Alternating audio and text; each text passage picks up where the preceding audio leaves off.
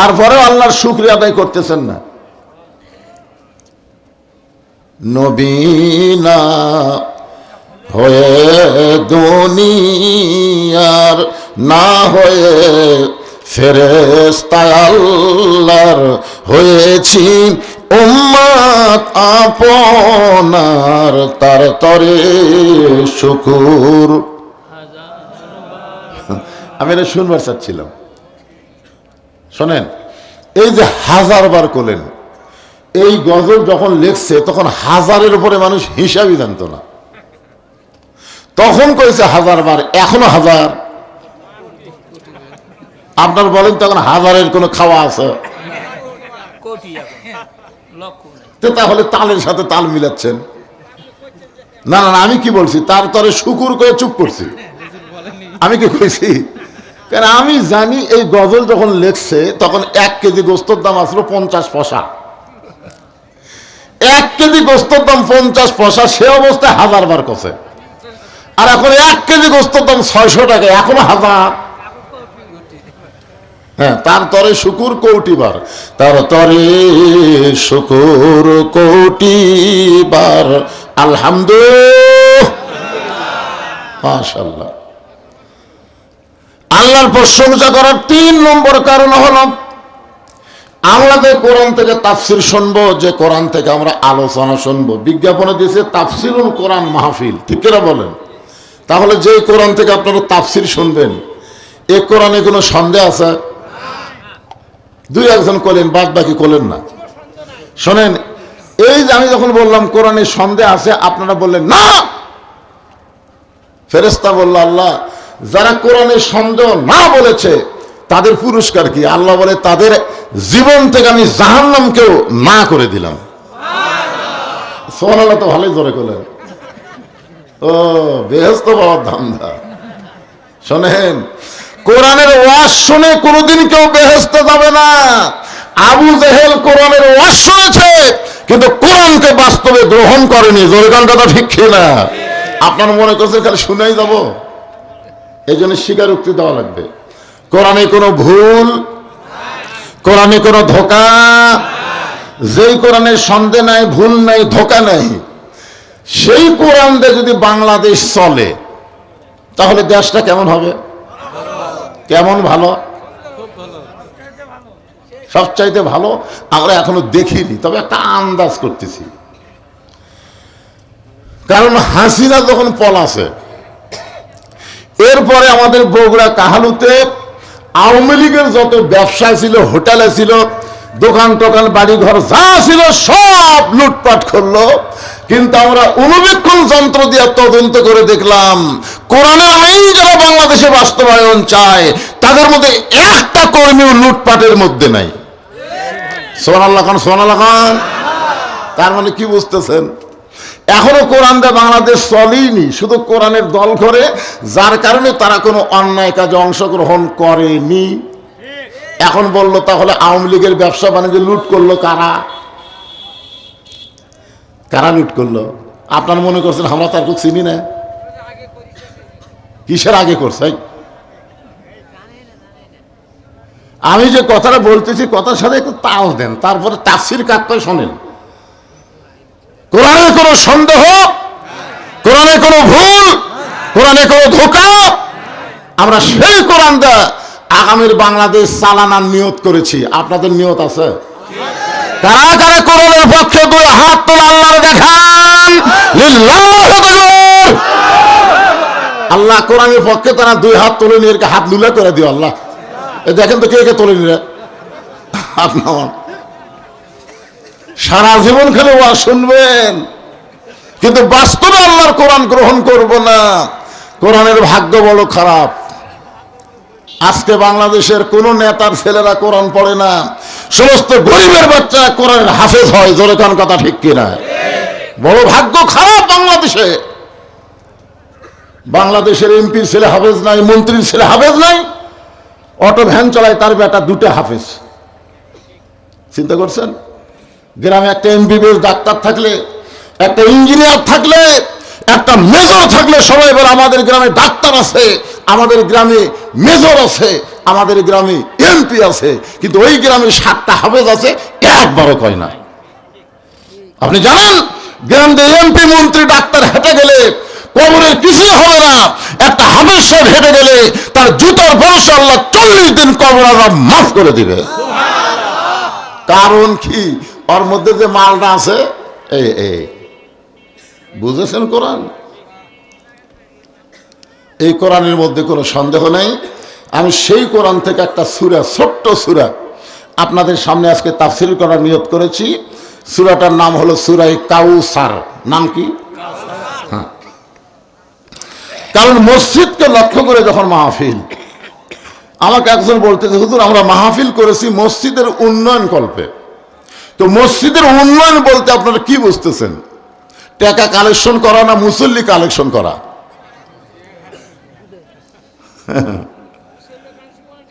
না, শোনেন, আপনি যদি মুসল্লি দিয়ে মসজিদ ভরপুর হয়ে যায়, সেই মসজিদ উন্নতি হতে কোনো দেরি হয় না।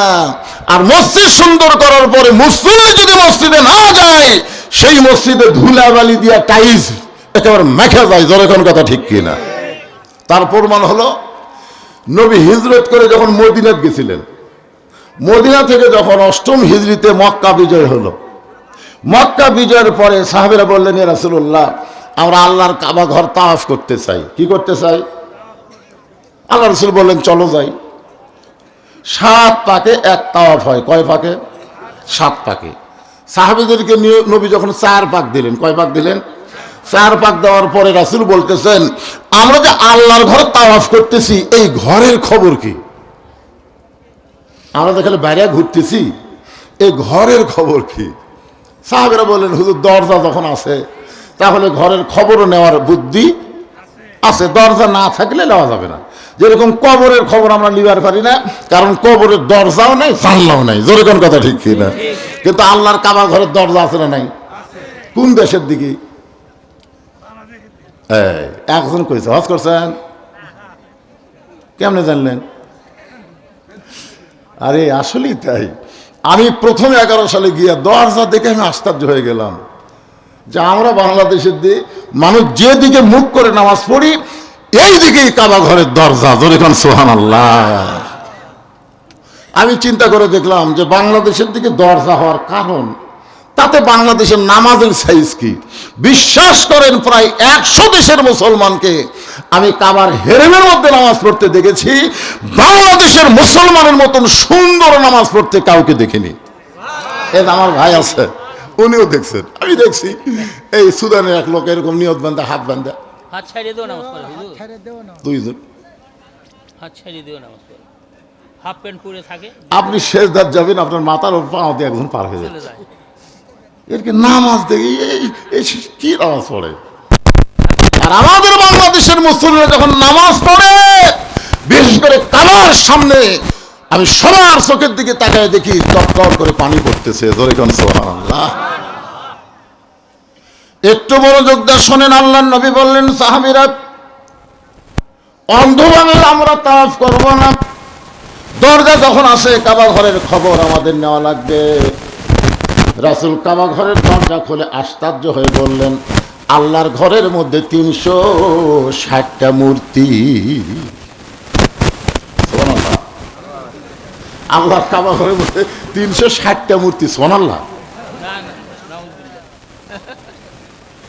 ওমর ফারুক বললেন, সি সি, আল্লাহর কাবা ঘরের মধ্যে মূর্তি?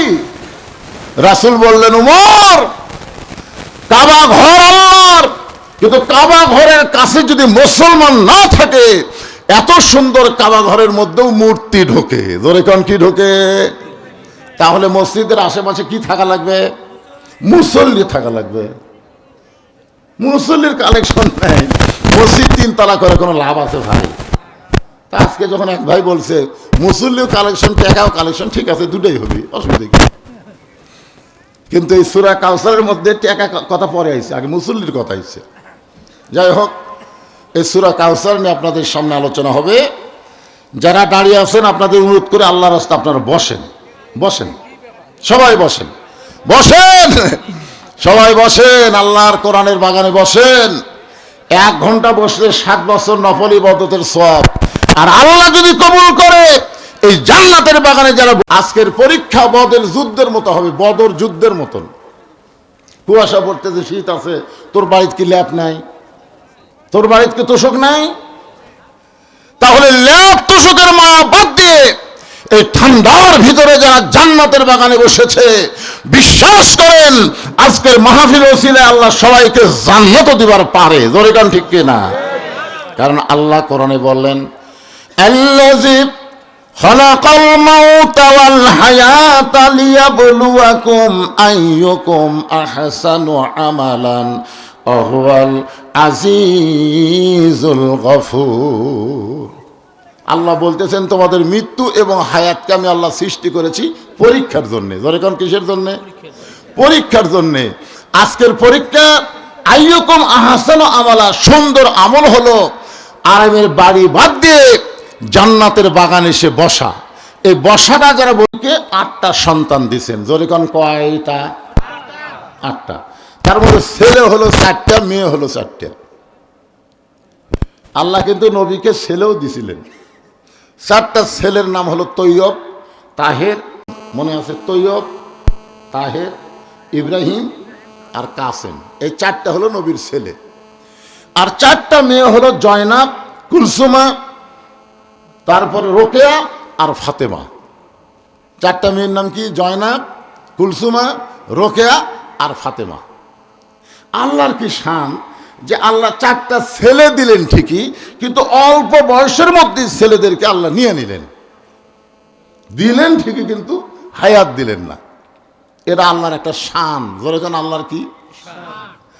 অল্প হায়াতেই যখন ছেলেগুলো বিদায় নিল, নবীরও মনের মধ্যে খুব কষ্ট, যে দিল ঠিকই থাকলো না। আল্লাহ বলেন, হাবিব, দুনিয়াতে যত বড় নবী আমি পাঠাইছি, প্রত্যেক নবীর সন্তানকেও আমি আল্লাহ নবী বানাইছি, কিন্তু আপনার চাইতে বড় নবী তোর কেউ নাই। এখন আপনার ছেলে সন্তানকে আমি আল্লাহ যদি নবী না বানাই, তাহলে কেমন দেখায়? আমি আপনার সন্তানকে নবী বানাবার পারবো না। তার কারণ হলো, মা কানা মুহাম্মাদুন আবা আহাদিন মির রিজালিকুম ওয়ালাকির রাসূলুল্লাহি ওয়া খাতামান নাবিয়্যিন। আল্লাহু আকবার। মানে আমাদের নবী যে শেষ নবী, আমাদের নবীর পরে আর কোনো নবী রাসূল নাই। আমি যেই বলবো আমাদের নবীর পরে আর কোনো নবী রাসূল, সবাই বলেন নাকি আছে? কোরআনে আয়াত যেখানে দলিল দিলাম, সেখানে আপনাদের সন্দেহ হচ্ছে নাকি? গোলাম আহমদ কাদিয়ানি কি নবী নাকি? আমাদের বাংলাদেশে কাদিয়ানিও একটা দল আছে, বুঝলেন? তারা আমাদের নবীকে শেষ নবী মনে করে না, মনে করে গোলাম আহমদ কাদিয়ানি হলো শেষ নবী। আপনারা কিছুই করছেন না। আমাদের বাংলাদেশে কাদিয়ানি গ্রুপ আছে। আমরা হাসিনার কাছে বহু দাবির মধ্যে একটা দাবি করেছিলাম, কাদিয়ানিদেরকে কাফের ঘোষণা করা লাগবে। কিন্তু হাসিনার মন্ত্রীদের মধ্যে কিছু কাদিয়ানি গ্রুপ আছিল, যার কারণে কাদিয়ানিকে কাফের ঘোষণা করেনি। আসলে কাদিয়ানিরা কাফের হিসাবে বাংলাদেশে থাকুক, আমাদের কোনো অসুবিধা নাই। কিন্তু আমাদের নবীকে শেষ নবী মানবে না, তারপরে মুসলমান পরিচয় দিবে, এটা বাংলার মুসলমান জীবন থাকতে কোনোদিন হতে দিবে না। জোরে কোন কথা ঠিক কিনা? আমি যেই বলবো কাদিয়ানি, আপনারা বলবেন কাফের। বলতে পারবেন না ভাইজান? কাদিয়ানি আরো জোরে, জোরসে বলুন। আপনারা মনে করতেছেন আপনাদের ওয়াজ খালি এই জায়গার মধ্যে আছে? এখানে একেবারে লাইভ হচ্ছে, লাইভ। আপনাদের এই মাহফিল পৃথিবীর যত দেশে বাংলাদেশে আছে, সব দেশের বাংলাদেশিরা আপনাদের এই আজকের মাহফিলটা সরাসরি দেখতেছে। সুবহানাল্লাহ কোন না কেন? বসে আছেন এমন এক জায়গা যেটি গাড়ি ঠিক মতো আসে না। আমেরিকার যেগুলো বাংলাদেশ আছে তারাও দেখতেছে, সৌদি আরবের দেখতেছে, মালয়েশিয়ার দেখতেছে। আপনাকে আজকের এই মির্জাপুরের মাহফিল গোটা বিশ্বব্যাপী প্রচার হচ্ছে। আপনারা যখন বলবেন কাদিয়ানি কাফের, তখন এই কথা শুধু এই জায়গায় থাকলো না, গোটা বাংলাদেশে প্রচার হয়ে গেল। জোরে কোন কথা ঠিক কিনা? আল্লাহ আমাদের বাংলাদেশে ভবিষ্যতে যে ক্ষমতায় আসবে, আশা মাত্রই কাদিয়ানিকে যেন কাফের ঘোষণা দেয়, তাহলে আমাদের কলিজা শান্তি পাবে, আমাদের নবীও শান্তি পাবে। জোরে কোন ঠিক? আল্লাহ নবীর পরে আর কোন নবী নাই বলে নবীর ছেলেদেরকে আল্লাহ অল্প হায়াত দিলেন। ইমাম গাজ্জালি বলেছেন আর একটা কারণ হলো, নবীর বেটা যদি যুবক হয় তখন দেখবেন নবী হিসাবে হয়তো তাকে মানবে না, কিন্তু নবী জাদা হিসাবে, নবী জাদা ধরে কোন কি জাদা বোঝেন না, নবী জাদা বোঝেন না, পীর জাদা, পীরের চাইতে পীরের বেটাকে মানুষ কিন্তু বেশি সম্মান করে, করে কি করে না? তো নবীর ছেলে যদি যুবক হয় তা উম্মতের হয়তো মনে করবে নবীর ছেলে, এটা হলো নবী জাদা, এই হিসাবে হয়তো শেষ পর্যন্ত নবী পর্যায়ে মানতে পারে। এই কারণে আল্লাহ তাকে হায়াত দিলেন না, এই দুইটা কারণ। ছেলে সন্তানগুলো অকালেই যখন বিদায় নিল, মক্কার কাফেররা বলা বলি শুরু করলো, যার ছেলে নাই সে দুনিয়া থেকে চলে যাওয়ার সঙ্গে সঙ্গে তার বংশ শেষ, নির্বংশ হয়ে যাবে। ছেলে নাই বলে নির্বংশ। যেমন আমাকে আল্লাহ কোনো ছেলে দেয়নি, আমার কিন্তু কোনো ছেলে নেই, আমার 3টা মেয়ে আছে। অনেকে বলে হুজুর মরে গেলি শেষ, হুজুর মরে গেলি শেষ। আমি চিন্তা করলাম আসলেই তো তাই, মেয়েদেরকে আমি বিয়ে দিলাম, আমিও মরে গেলাম, আমার আর কোনো নামগন্ধই থাকলো না। এই জন্যে আমি ছেলের চাইতেও মহব্বত করে আমি মসজিদ মাদ্রাসা এতিমখানা নির্মাণ করেছি, যে আমি মরে গেলেও যেন মাদ্রাসা মসজিদ এতিমখানা কিয়ামত পর্যন্ত দুনিয়াতে থাকে। জোরে কোন সুবহানাল্লাহ। কারণ মসজিদ মাদ্রাসা এতিমখানা এগুলো আমি অক্ষ করে দিয়েছি, অক্ষ বোঝেন না, আল্লাহ রাস্তায় অক্ষ করে দিয়েছি।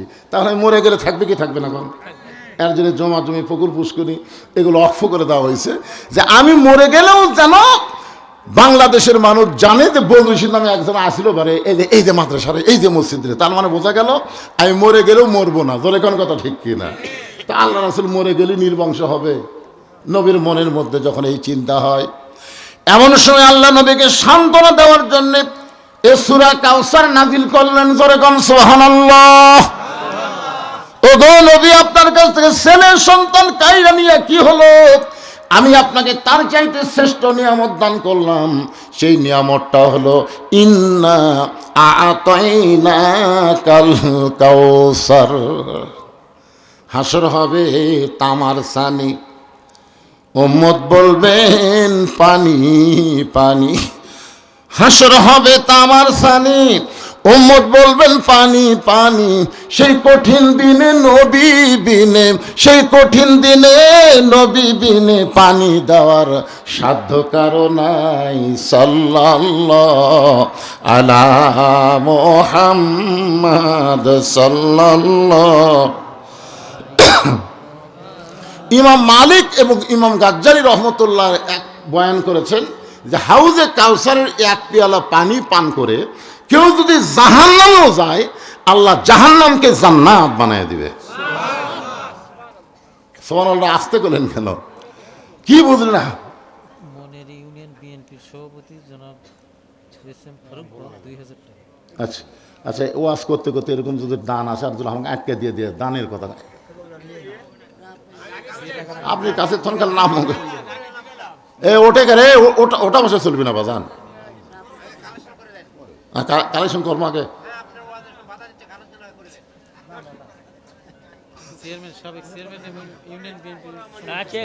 ইউনিয়ন বিএনপির সংগ্রামী সভাপতি সাবেক চেয়ারম্যান, নাম কি ওনার? এস.এম. ফারুক বক্ত। উনি 2000 টাকা দান করেছে মসজিদের জন্য। আল্লাহ তার দানকে কবুল করুক, সকলে বলে আমিন। একটু জোরে সরে বলে আল্লাহুম্মা আমিন। হ্যাঁ, আদায় যে আমি করবো না তা তো না, একটা সাইজ নাই। কে কোন সাইজ আছে না নাই? কেবল ওয়াজের সাইজ করতেছি। হ্যাঁ, তাহলে আপনারা কি বুঝলেন? আমি যে বললাম হাউজে কাউসারের পানি পান করে কেউ যদি জাহান্নামেও যায়, আল্লাহ জাহান্নামকে কি বানাবে? জান্নাত বানাবে। আপনারা বলেন তো, আল্লাহ কি জাহান্নামকে জান্নাত বানাবার পারবে? পারবে? একজন আল্লাহর পাগল আছে নামাজের সেজদায়। আল্লাহ ডাক দেয় বলতেছে, তুই যতই নামাজ পড়ার সেজদা কর, তোর ঠিকানা হলো জাহান্নাম। ওই সেজদা থেকে মাথা তুলে বলতেছে আলহামদুলিল্লাহ। আল্লাহকে কেরে পাগল, আমি তোরে জাহান্নাম দিলাম, এরপরও তুই আমার শুকর আদায় করলি কেন? পাগল বলতেছে, আল্লাহ আমি তো জানি জাহান্নামেরও মালিক তুমি, জান্নাতেরও মালিক তুমি। আমি তো মনে করি না জাহান্নামের মালিক শয়তান আর জান্নাতের মালিক আল্লাহ, তা তো আমি মনে করি না। আমি মনে করি জাহান্নামেরও মালিক তিনি, জান্নাতেরও মালিক তিনি। তো আমার মতন পাগলকে আপনার বানানো জাহান্নামে জায়গা দিবেন, এইটা শুনে আমি খুশি হয়ে আলহামদুলিল্লাহ বলছি। সুবহানাল্লাহ। কারণ এতদিন মনে করতাম আমার জায়গাই নাই, কিন্তু আজকে মনে করলাম আমার জায়গা আছে রে। আল্লাহ কয় পাগলামি করিস, জাহান্নামে গেলে তুই পুড়ে যাবি, তোর কষ্ট হবে। পাগল বলতেছে আল্লাহ আমি জাহান্নামে যাব, তবে একলা যাব না। আল্লাহ বলে পাগল তোর সঙ্গে জাহান্নামে কে যাবে? পাগল বলতেছে নজর করে দেখো, কলিজা ভরা যার মহব্বত, তাকে নিয়েই আমি জাহান্নামে যাবার চাই। আল্লাহু আলিমুম বিজাতিস সুদূর, আল্লাহ নজর করে দেখে পাগলের কলিজায় আল্লাহর মহব্বত। আল্লাহ ডাক দেন পাগল রে, আমার মহব্বত দেখে যদি জাহান্নামও যায়, আমি জাহান্নামকেও জান্নাত বানায়া দিব। পাগল বলে এটা আমি জানি তো। আল্লাহ কয় তুই পাগলা কেমনে জানিস? আমার জাতির পিতার কাছ থেকে আমি শিখছি, আমার জাতির পিতার কাছ থেকে আমি শিখেছি। আপনারা বলেন তো পাগলের জাতির পিতার নাম কি? আরো জোরে। আর হামাকের জাতির পিতার নাম কি?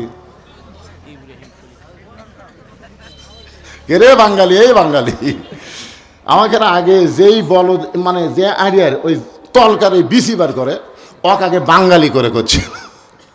আপনার কি সেই বাঙালি নাকি? শোনেন, মুসলমানের তিনটা বিষয়ে একাধিক পিতা মানা হারাম। কয় বিষয়ে? আমার আঙ্গুলের দিকে তাকান, কয়টা? তিনটা বিষয় একের অধিক পিতা মানা হারাম।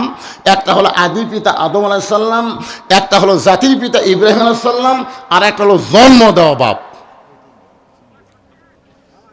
কেউ যদি বলে আমাকে দুই বাপে জন্ম দিছে, আপনার বলেন তোর জন্ম ঠিক আছে? কথা কয় না রে। যারা একজনে দুই ভোট দিছে, এরকে বাপ কয়টা? আসলে একের অধিক ভোট যারা দিছে, ভোট দেওয়ার সঙ্গে সঙ্গে এরা জাউরে হয়ে গেছে। ধরে কোন কি হয়ে গেছে? কথা কন না কেন? একলাই ভোট দেবার 10টা মারতে গেলে সিঁড়িছে আর মারিছে, সিঁড়িছে আর মারিছে। তাহলে দুই ভাবে জন্ম দিলে যেমন সন্তান অবৈধ, জাতির পিতা দুইটা হলে তার জাতিটাও অবৈধ হয়ে যাবে। মুসলিম জাতি কোনোদিন অবৈধ হবে না। মিল্লাতা আবিকুম ইব্রাহিম ওয়া সাম্মাকুমুল মুসলিমিন।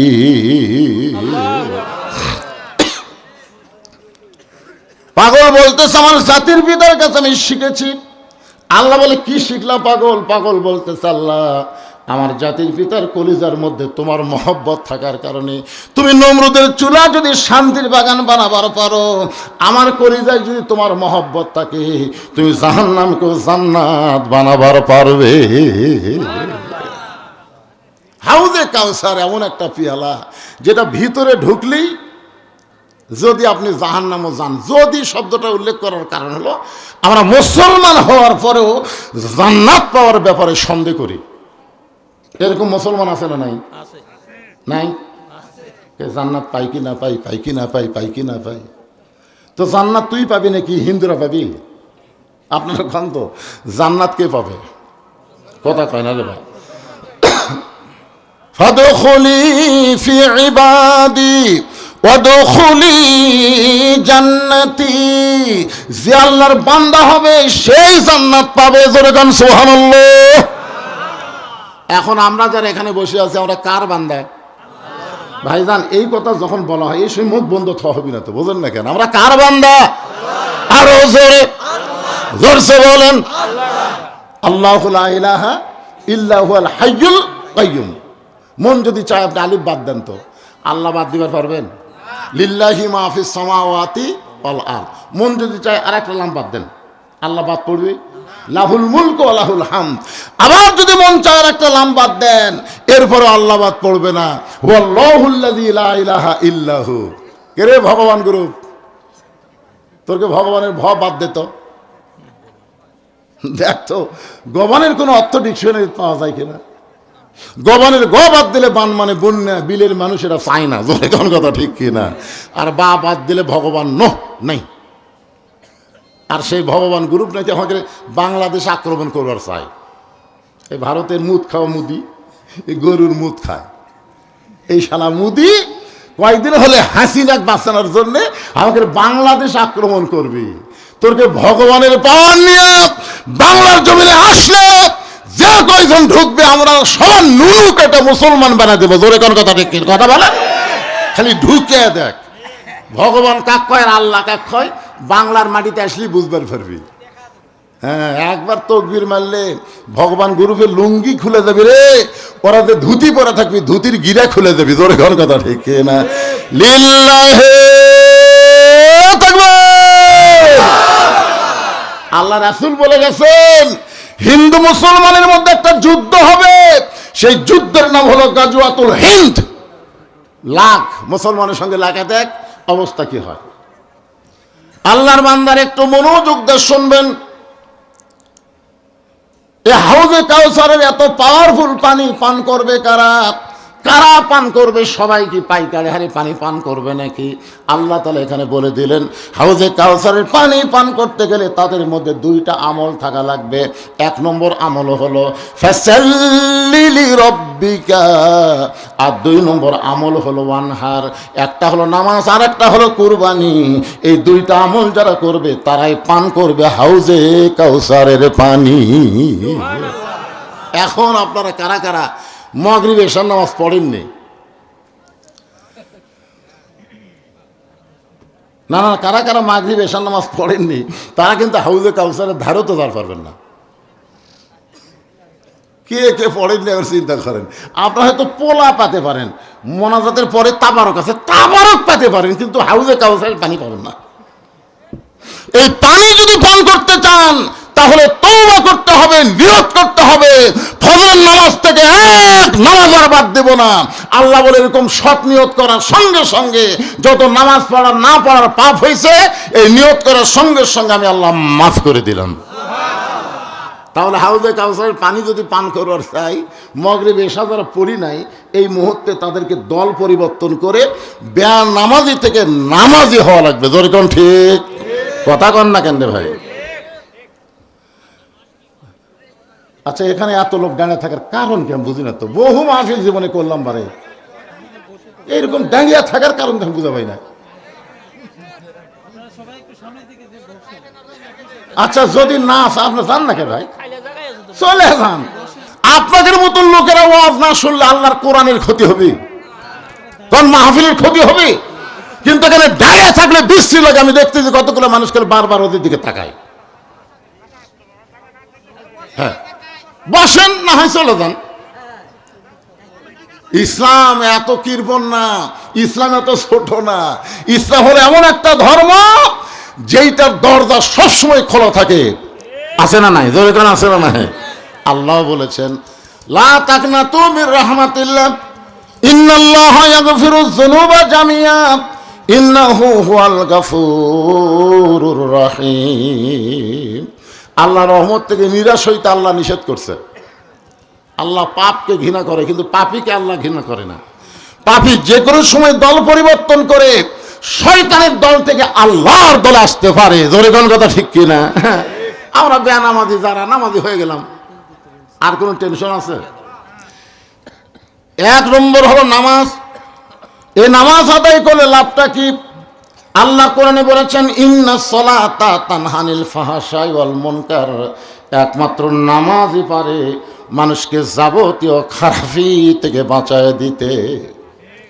এই জন্য তো বাপকে আল্লাহ রাসূল বলেছেন, ওই বাবা, এই তোমার ছেলে যে মোবাইল নিয়ে সারাদিন ফেসবুক চালায়, তোমার ছেলে যে ফ্রি ফায়ার পাবজি খেলে, তোমার ছেলে দরজা জানলা বন্ধ করে রাত্রিবেলায় যে খারাপ ছবি দেখে, নীল ছবি দেখে, ইউটিউব চালু করে, ফেসবুক চালু করে যে খারাপ ছবি দেখে, তোমার এই ছেলেকে তুমি যদি ভালো করতে চাও তাহলে যৌবন বয়সে তুমি ভালো করতে পারবে না। 7 বছর বয়স থেকে তোমাকে নামাজের তালিম দেওয়া লাগবে, আর 10 বছর বয়স থেকে জোর করে তাকে নামাজি করা লাগবে। জোরে কোন কথা, ঠিক কি না?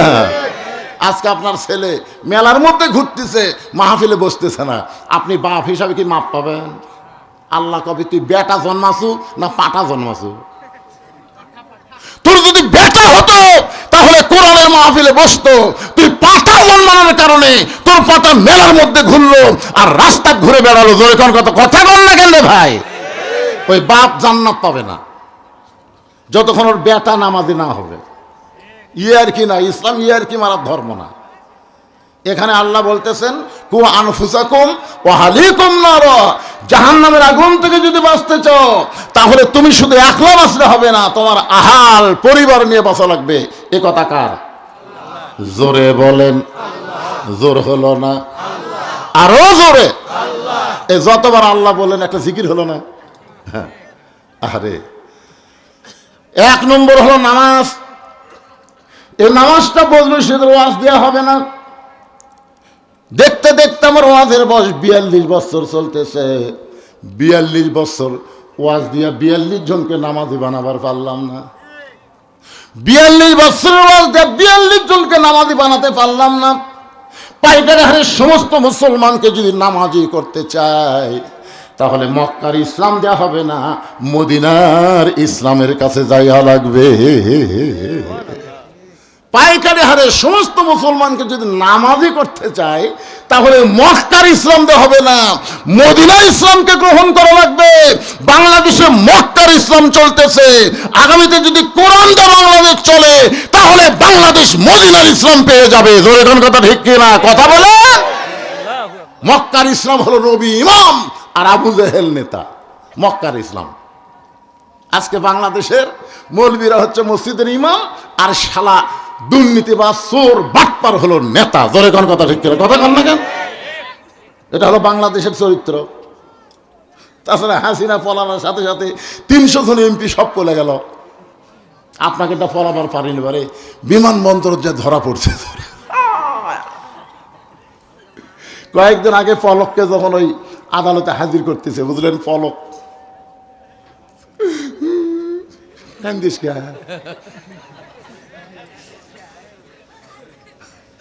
অল্প বয়সে এমপি হচ্ছে, অল্প বয়সে মন্ত্রী হচ্ছে, টাকাও কামাই করছে। কোন কথা ঠিক না? এখন তোর টাকা লিয়া বউ বিদেশে যায় মস্তি মারতিছে আর তুই পলক রে। মিশে মায়ায় বন্দি কই থাইকা করলাম কত খেলা, মিশে মায়ায় বন্দি থাইকা করলাম কত খেলা, পশ্চিমে তাকায়া দেখো তোমার ডুইবা গেছে বেলা, এক পলকের নাই ভরসা। এক পলক, পলক মানে কি? হে পলক মানে কি?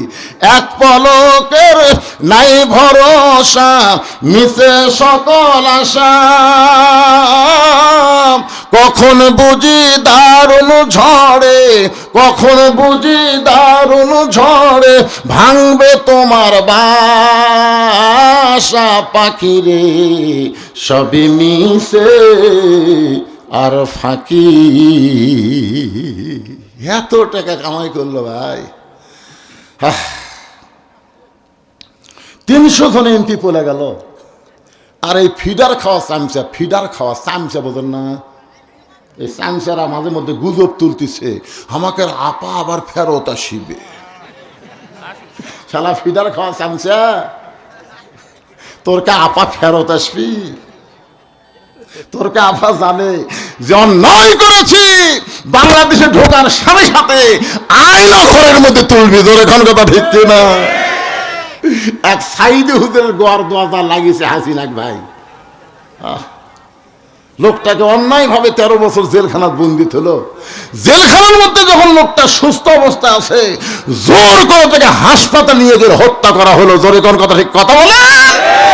হাসিনা ভালো ভাগ্য তো পলে দিছে, তাছাড়া তো খুঁজে হাড় হাগ্গি মাটি মিশে দিত। জোরে কোন কথা ঠিক না? বাংলাদেশের মানুষকে হাসিনা চেনে? আসবে না।